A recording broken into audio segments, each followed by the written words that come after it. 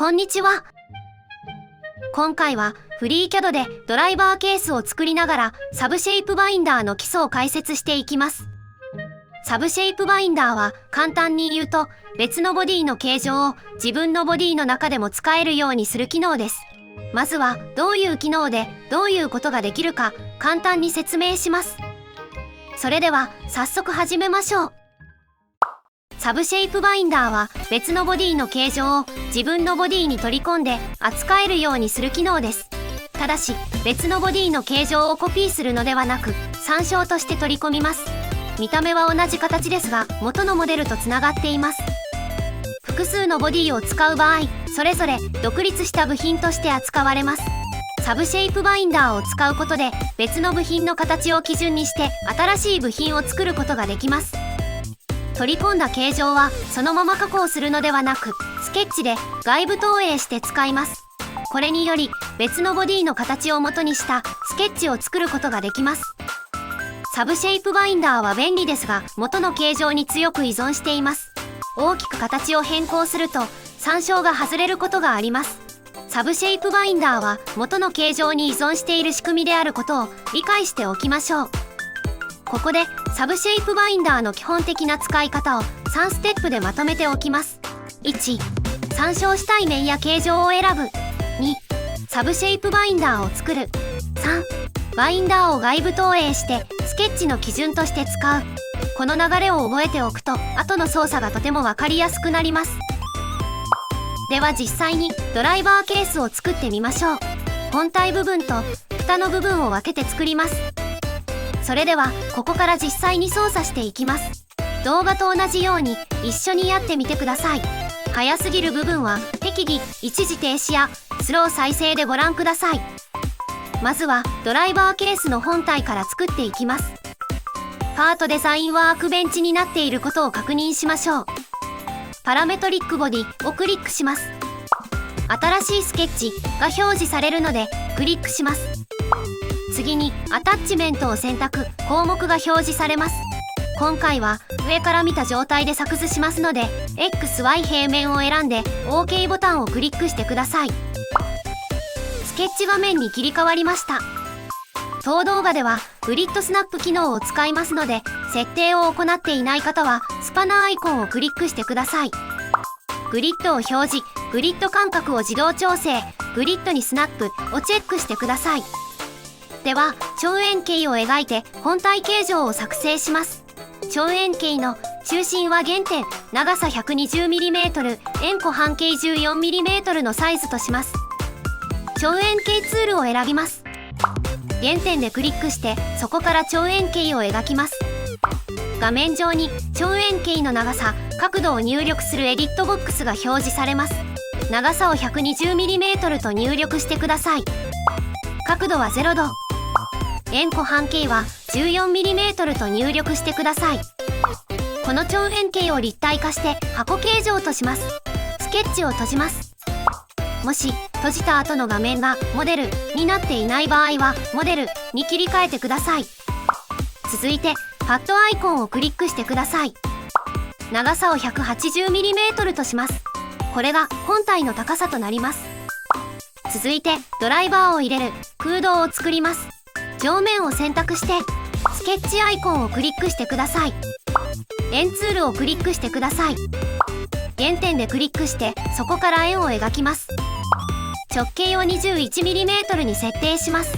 ドライバーの直径が実測で大体 19mm だったので 2mm 余裕を持たせています。スケッチを閉じてポケットアイコンをクリックしてください。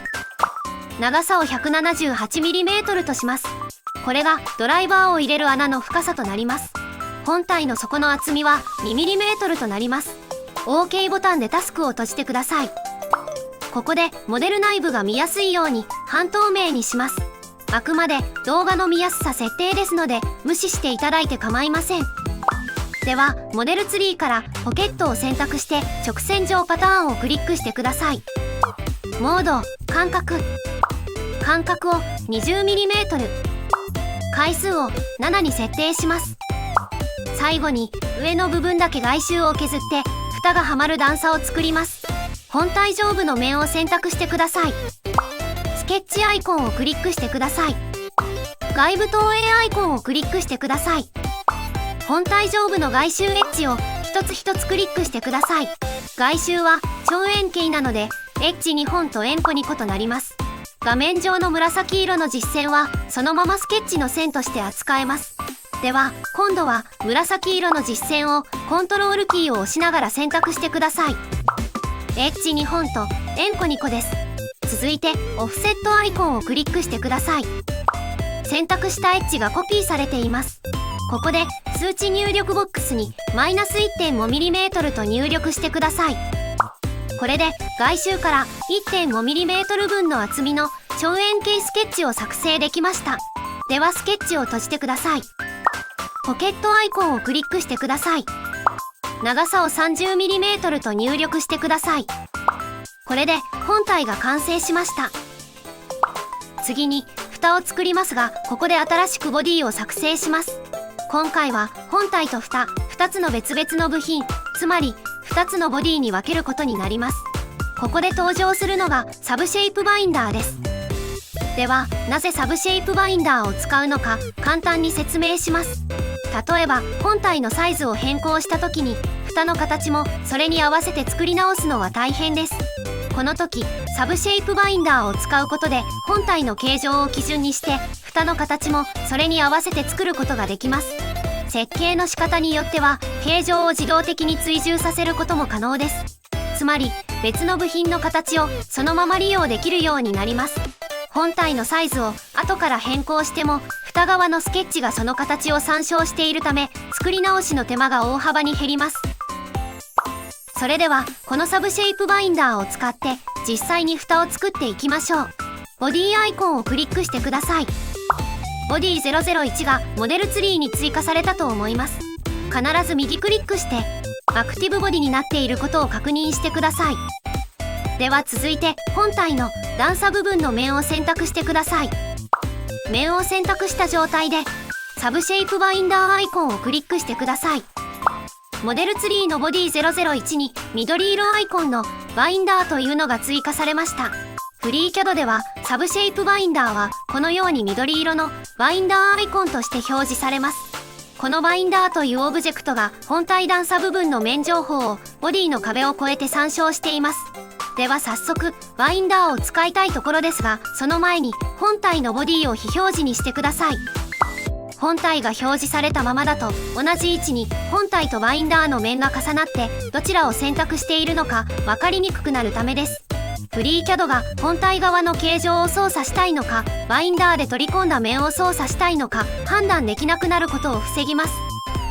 ではバインダーを選択した状態でデータ無平面アイコンをクリックしてください。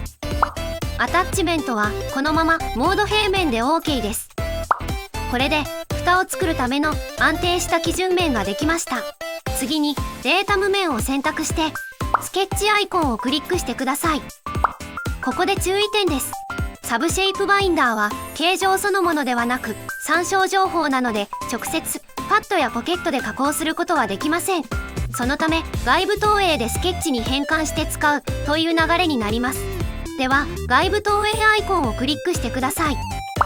サブシェイプバインダーで取り込んだ本体側長円形の外周の線を外部投影で取り込みます。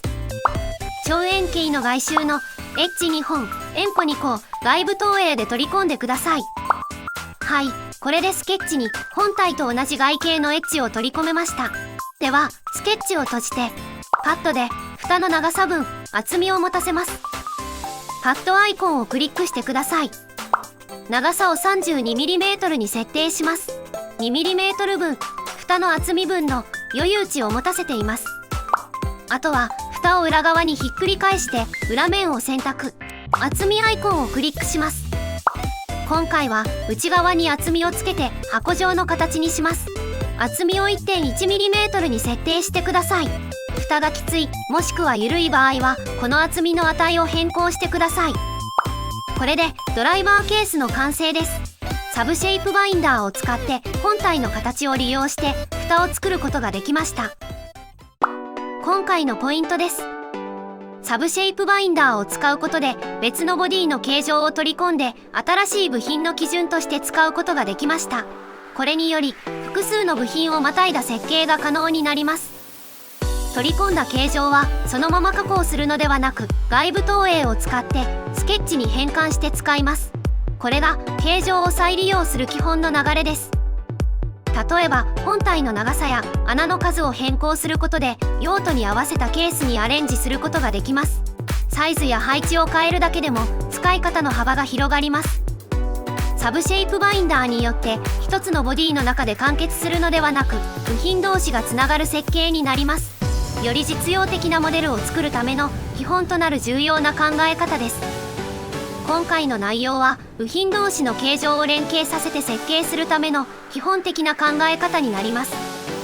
また例えば背景映像のように模様を入れてみたり蓋がカチッとはまるような溝を作ってみたり自分なりのアレンジにも挑戦してみてください。今回のフリーCAD超入門講座は以上です。ご視聴ありがとうございました。